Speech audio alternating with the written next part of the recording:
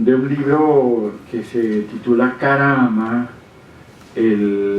Aquí, bueno, un poco me aparto del tema, y, bueno, no me aparto del tema, sino me acerco a él a través de la ciudad, de una pequeña ciudad. Voy a leer una parte porque es un poema muy largo. Es un poema que me llevó mucho tiempo de trabajo, de investigar y fichar, y de reelaborar noticias y de reescribirlas. Por suerte contaba con unos buenos tabacos cubanos que fumaban, entonces sí, me iba... No, que iba a comentarte que algunos en el curso, y acá están presentes varios de los estudiantes, hemos leído no solamente el poema, sino también el artículo que antecede o no, publicado en la revista Bigot, vinculado con las historias y con el poema mismo. Así que, como tocas el punto de la documentación, quizá podrías, antes de leer este fragmento, explicar un poco eso, ¿no? La génesis o, digamos, la composición del poema vinculado con una crónica o ensayo que tiene los mismos materiales que el poema, ¿no? Así es. Digo, si quieres. No, si quiero. Es una... y en esto ha tenido un poco de culpa serio lo que voy a decir. Una vez conversábamos sobre lo que es el poema, o cómo el poema se estructura. Con el paso de los años, a mí me resulta cada vez más difícil decir lo que es un poema. Y a veces creo que el poeta, o no sé si llamarlo poeta, la persona pues, que escribe, lo que hace es señala algo. Claro, ahí uno a veces no apunta tan bien, pero a veces señala de manera certera, ¿no? Y creo que en esa capacidad de señalar puede estar la capacidad poética, puede estar el poema. Entonces, yo inicialmente escribí un ensayo sobre este tema, sobre Carama, titulado así, y fue una manera de organizar los materiales que después iban a ser el poema. De todas maneras, yo siempre he creído que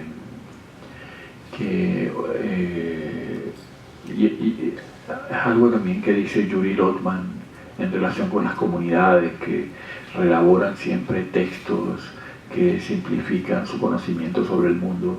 Pero bueno, yo creo que la cosa va más allá, no solamente así, sino que todas las personas reelaboramos siempre historias que simplifican nuestro conocimiento sobre el mundo o sobre nosotros mismos. Y a eso se me ocurrió ponerle un nombre, historias esenciales.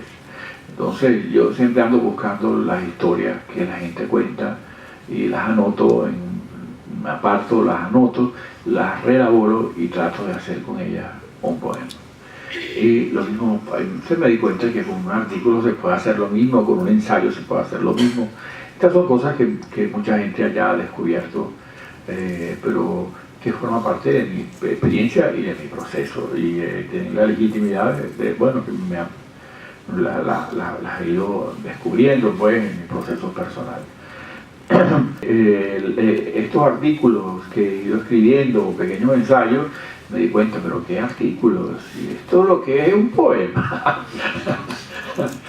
Y entonces reelaborar aquellos trabajos, tratar de pensar en ellos desde un punto de vista distinto, señalándolos como poemas, ¿no? O sea, ubicándome en la actitud de el que reconoce en él un poema y no el que está leyendo un ensayo. Y eso cambia completamente el trabajo. Este libro es un cambio de actitud. Yo, frente a un texto en prosa, y ese cambio de actitud frente a un texto en prosa dio como origen un poema. Ya eso lo he hecho en otras oportunidades, con varias cosas, con cosas que escucho en la calle, con artículos de otras personas. He estado trabajando con los traductores estos de internet y me parece muy interesante. Recuerdo cuando Stromer gana el premio Nobel, que apareció una entrevista en un diario de Estocolmo, e inmediatamente yo le pedí al traductor de internet que tradujera pues, al castellano. Y por supuesto la sintaxis es completamente alterada. Y bueno, pero qué interesante esta cosa alterada de la sintaxis del traductor. Entonces comenzará este cambio de actitud, o este comportarse como un poeta frente a objetos que pareciera que no lo son, o que son objetos erróneos, comienza a dar unos resultados, reivindicando, no sé, la posibilidad de que el lenguaje pueda ser rescatado, pueda ser redefinido, puede existir en otra dimensión, en otra realidad, pues, en otra lengua. El poema es esto. Voy a leer unas primeras páginas nada más, ¿no? Nada más, unas 3 páginas, 3 o 4 páginas del poema. Y está escrito con letra grande, así que no se asusten. Una caramba, es importante decirlo antes, cuando en invierno, cuando esos árboles que crecen a la orilla del río, en las barrancas, el agua pues orada la orilla y los árboles caen al agua, y por ahí lo dice en algún momento del libro, y esos árboles se enredan en medio del cauce y forman unos grandes nudos, que son como existencias que se anudan, ¿no? Y esto es el libro, o sea, la historia de la ciudad a partir de una serie de muertes que se van anudando. Así es, caramba. Amo la luz de los sábados por la mañana, cuando salía a caminar las calles de San Fernando, que eran calles y barrancas del río Apure. De pronto el trazado de cemento de la ciudad se cortaba abruptamente y la respiración tenía como único punto cardinal una línea verde y difusa sobre un brochazo grueso y fugaz color marrón. En esos lugares donde San Fernando desembocaba en el agua de su río, existieron puertos y pequeños atracaderos, rampas para el arribo de vapores y canoas. Al pie de estas embarcaciones vi por primera vez el cuerpo enorme de un pez dorado extendido sobre un tablón entre panes de quesos de 20 kilos con cristales salobres de abrillantado cuarzo sobre sus conchas.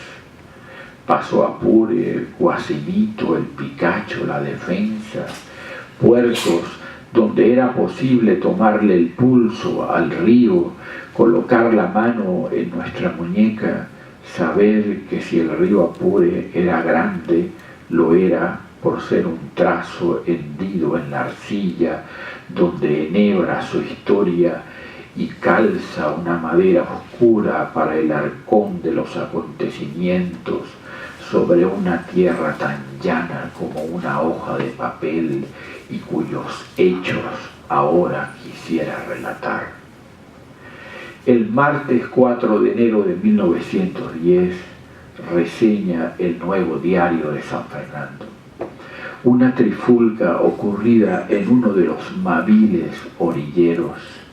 Las noches de los puertos se iluminaban con el relumbrón y la primera sangre de esos encuentros.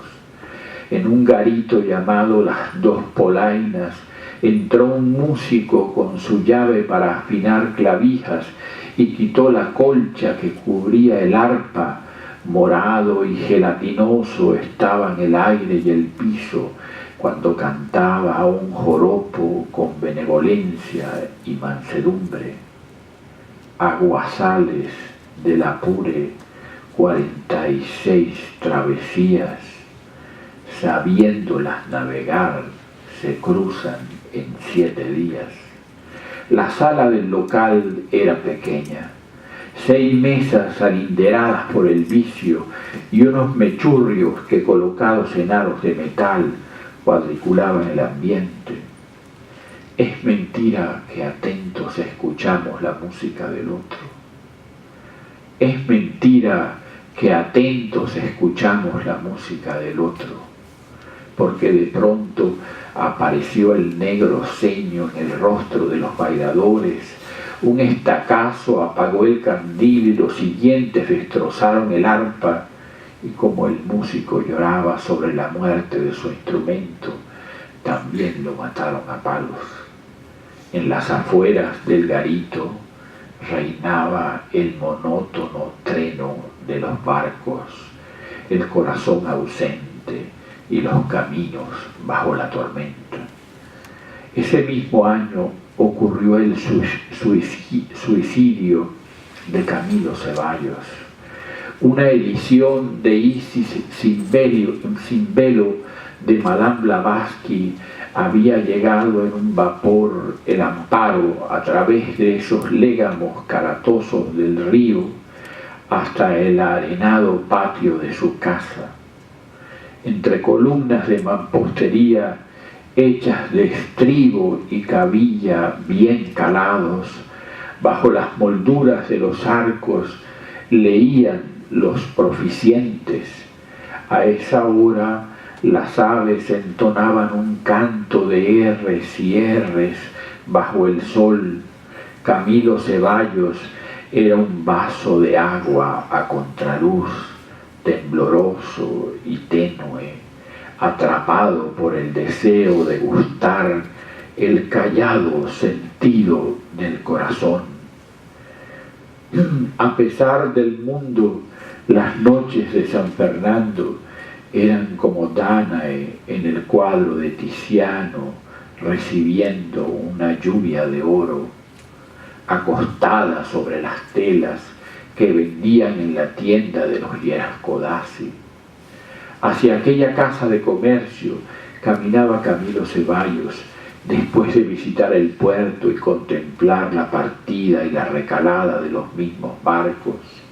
Antes de tomar su serena determinación, entregó a sus vecinos esta correspondencia. Señor Antonio A. Ceballos, anoche soñé que me había juntado a la orilla del río Apure con Agustín Gerascodazzi y Abraham Farache, teosofistas. Juntos pudimos ver a Isis de pie sobre una canoa de juncos con el sonarejo de bronce en una mano y su embarcación cargada de cerámica y alabastro. En aquella tarde enrojecida y soporosa me introduje en el agua entre el barro y la bora de la orilla y alzando mis brazos le he rogado: oh Madre, sea apacible conmigo y permite que contemple tu belleza. Agustín me ha pedido lo acompañe a vivir la vida buena en el plano astral. He tomado pues la firme resolución de seguirlo. Haré un hogar en el aire. Se fue Camilo tras la puerta de piedra y vistió la mortaja con la cual soñaba ser sepultado. Hasta aquí llegó el poema de la floración de sus palabras. Un año antes había ocurrido la muerte de Agustín Gerascodazzi, un solitario sobre la calle Mayor. Gerascodazzi tenía un extraño gusto filológico y fue asesinado por una discusión en la prensa local sobre la etimología de la palabra Zamuro. El encuentro con el otro, con el abogado Rafael del Castillo, Sucedió en la calle Comercio, que colindaba con el río. A esa hora los pilotes de una casa fluvial se reflejaban desolados en el agua. Agustín solo tuvo tiempo de apartar a unos niños antes de escuchar las certeras detonaciones. El rojo del suelo y el verde naciente de la paja recién retoñada enardecían. Siempre asocié ese momento a unos versos que leí en un diario, El Industrial Apureño, publicado en 1905 por la Farmacia Libertad.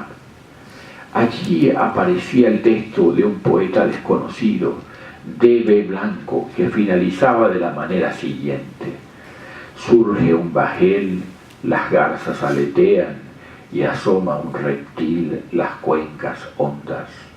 Es una buena imagen de la muerte. Las detonaciones que anunciaron el fin de Yerasco-Dawse del río a gran distancia, así como se escucha la corneta de un vapor atrapado en algún remolino a kilómetros de San Fernando. Guardé la memoria de aquel suceso en el cajón de las ánimas, en la soledad que se adhiere como una roña de tiempo infeliz. Rafael del Castillo envolvió el revólver en papel de seda. Regresaron los patos a comer la semilla de bora pequeña. Floreció el guamacho y el taparo chusco de flor muy olorosa, y una iguana estuvo bebiendo el agua del río hasta que Felisberto Orasmas, inspector de alambiques, mató al abogado Rafael del Castillo. Los mató a él y a su caballo. Entonces, con un filo de machete sacó las entrañas de la bestia y tiró las vísceras al cauce. Metió al hombre dentro del caballo y con guaral y una astilla de palo se construyó una aguja con su hebra, cosió la barriga de la bestia y como pudo la fue arrastrando con todo y silla a la barranca.